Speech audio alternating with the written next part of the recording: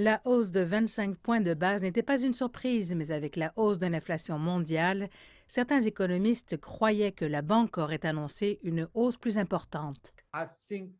Je pense que le gouverneur va prendre cette annonce avec précaution. Je ne pense pas qu'ils vont se précipiter dans des hausses de taux agressives. Je suis sûr qu'il y aura d'autres hausses de taux.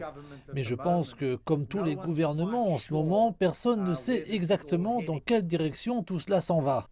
En février, l'inflation à la consommation est demeurée à 5,7 plus près de la limite supérieure de la fourchette cible de 6 de la banque.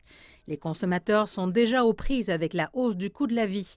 La banque a déclaré que cette année, l'inflation des prix du carburant sera plus élevée à 26,1 et celle des prix alimentaires locaux atteindra 6,1 Je ressens vraiment la pression des hausses de prix constantes. J'espère donc qu'il y aura bientôt une sorte de soulagement, car même juste conduire pour aller chercher de la nourriture dans les magasins devient de plus en plus cher. Cela nous affecte beaucoup parce que les prix de la nourriture sont élevés, même l'essence est élevée. Nous ne savons pas ce que nous pouvons faire. Le transport, c'est pareil pour les retraités et tous les gens qui ne travaillent pas. C'est très très très cher. Chaque jour, nous parlons à de plus en plus de personnes qui sont de plus en plus frustrées par l'augmentation du coût de tout. On parle des denrées de première nécessité, blé, pain, farine, maïs, on parle de transport et malheureusement, ce sont souvent les plus pauvres d'entre nous qui habitent le plus loin.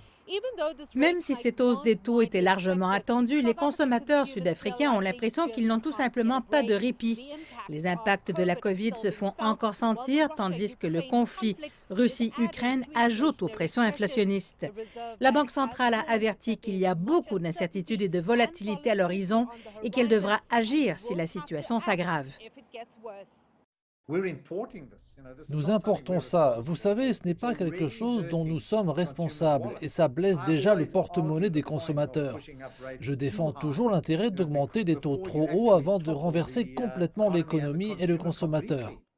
Il est peu probable que cela devienne plus facile de sitôt pour les consommateurs. La Banque centrale sud-africaine s'attend à ce que l'inflation globale dépasse les 6 cette année avant de redescendre.